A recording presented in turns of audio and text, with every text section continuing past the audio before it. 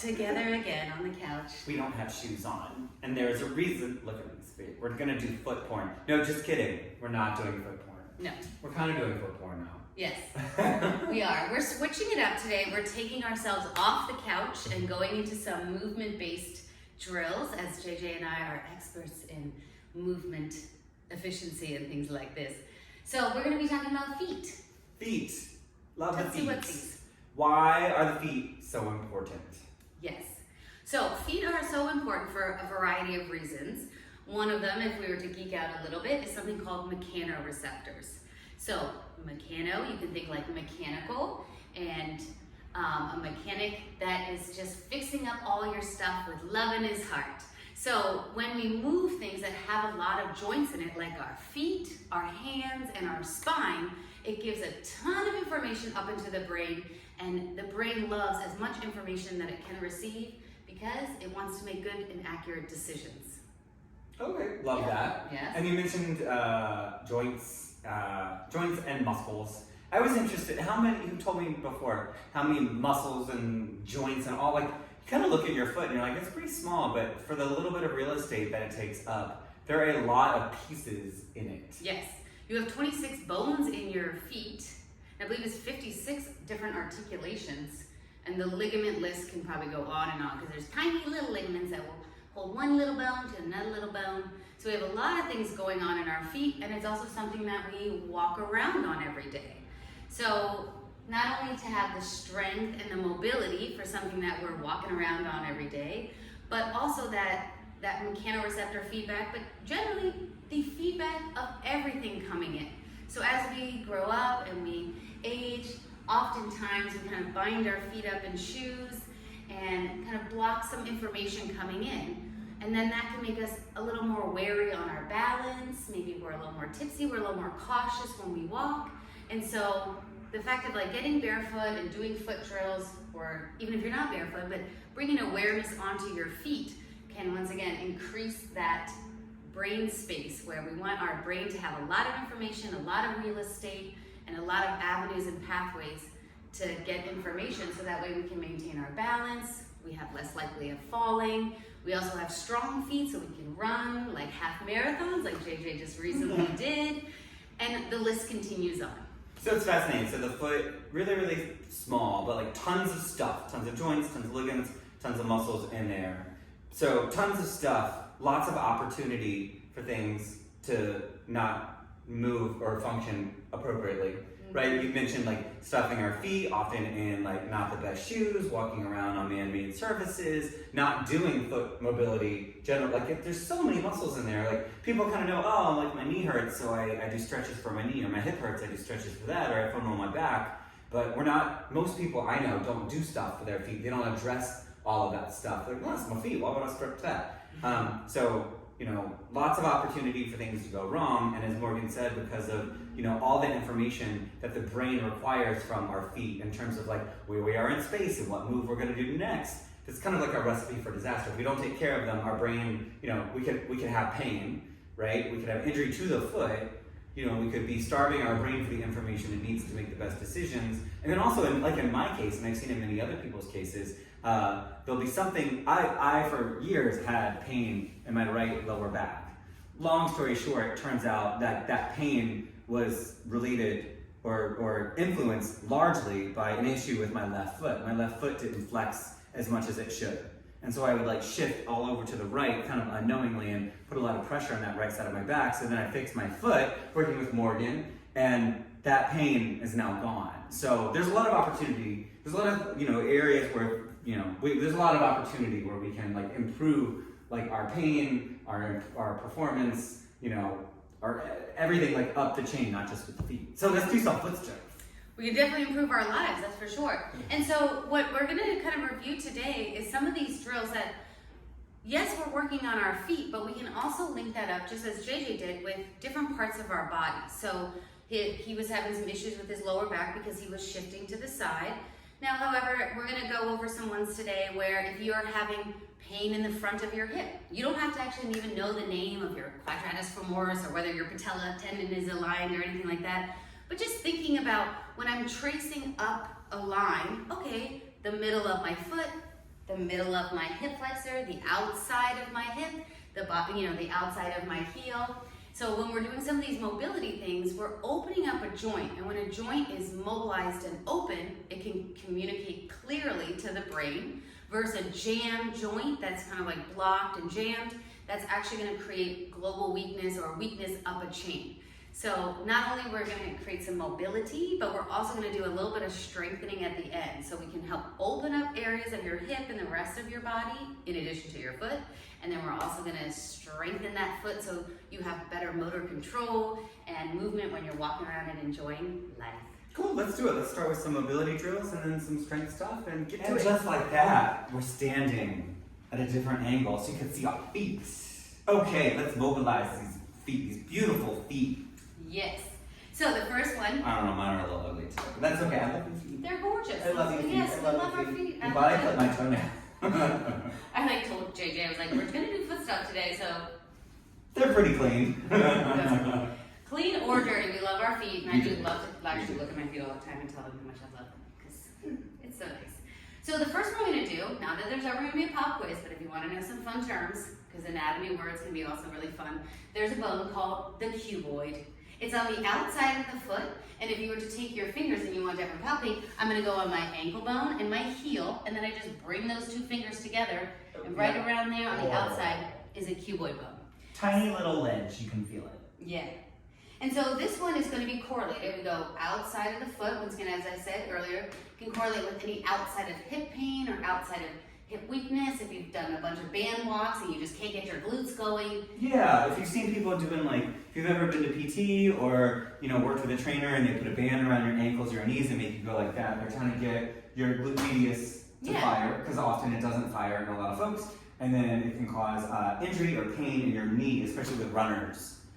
So if you're a runner, if you just know from past experience that you have glute med issues, this might be something that you want to do. Yeah. And Plus, or any human, it'll just feel good. So. It'll feel good, and it's really helping our foot communicate to our hip, right? When we want to kind of have the two talking to each other and having some fun. So for this one, as always, some contraindications. One, we never want to do these if there is active swelling, inflammation.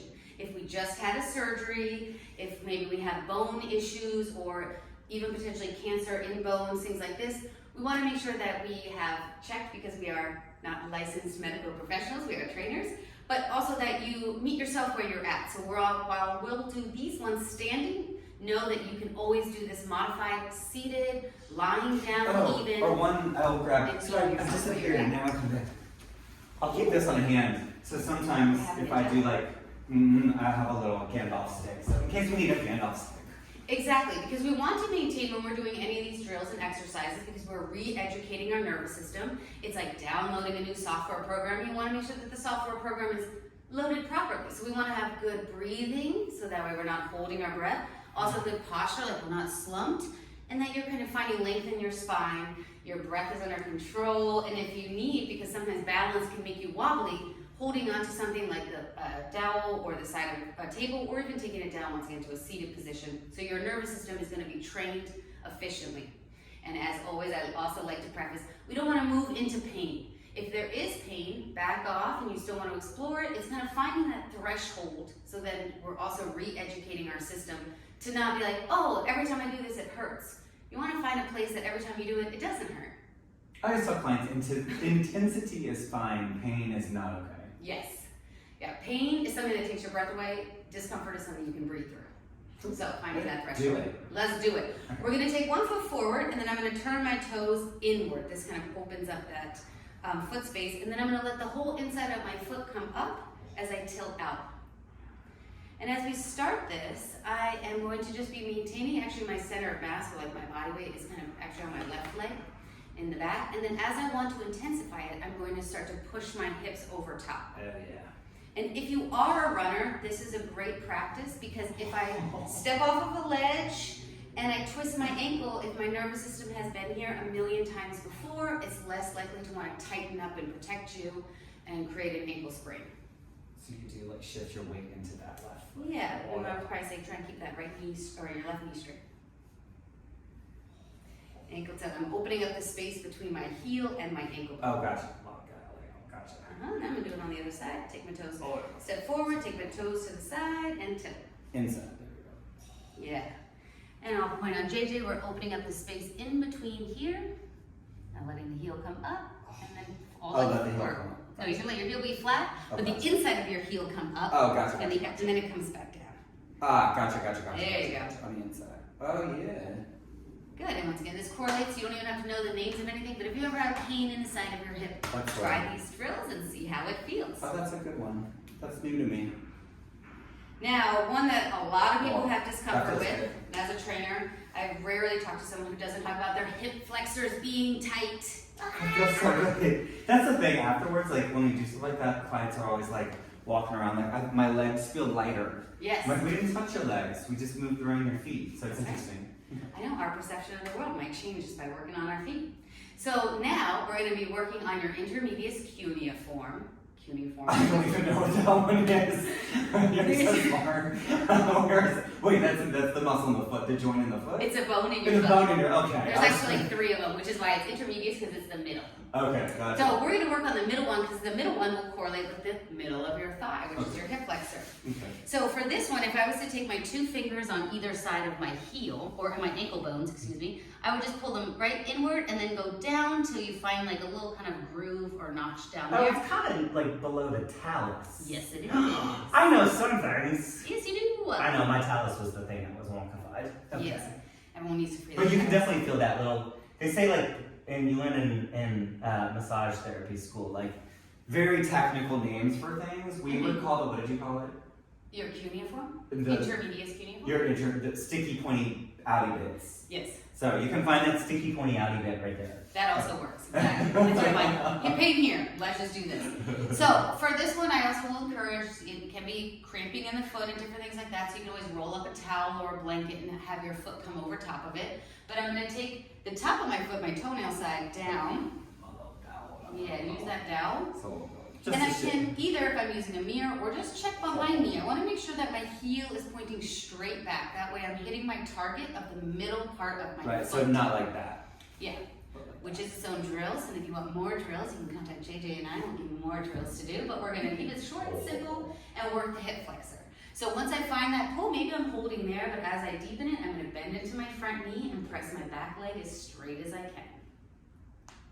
Oh yeah. Snaps. Snap, snap, snap. Snap, I mean, snap. I even feel the stretch in the hip flexor. Yeah, I feel a little nuts. But also the goal of it too is opening up the front of that joint and kind of mobilizing the joint will help it communicate with this part of the hip to decrease your pain. Good. And I'm gonna try it on the other side. But that's how you would use a pole. I'll show you from this side where I'm gonna come to a seat Oh.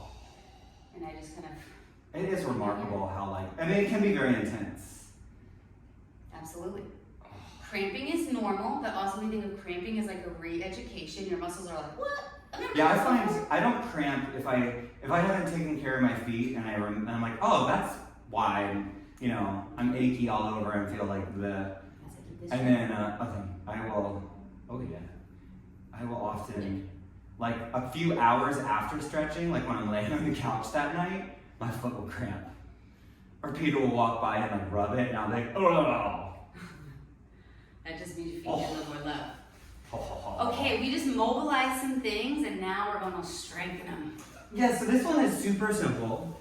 So what we just did was like mostly for mobilizing joints, like taking joints that are like stuck and like getting them to move and groove how they're supposed to. And also lengthening muscles, like everyone sort of understands that idea of like, the muscles on the top of my foot. Not only did we like mobilize that sticky pointy outy bit by like getting it to move, but we lengthened all the muscles and the ligaments on the tops of our feet that might have been like, So that's great. Like proper movement or dysfunction in movement usually comes from 2 things happening: lack of mobility, right? So we took care of that or worked on that, and then weakness. Right? So in addition to mobilizing your feet, we also want to strengthen the intrinsic.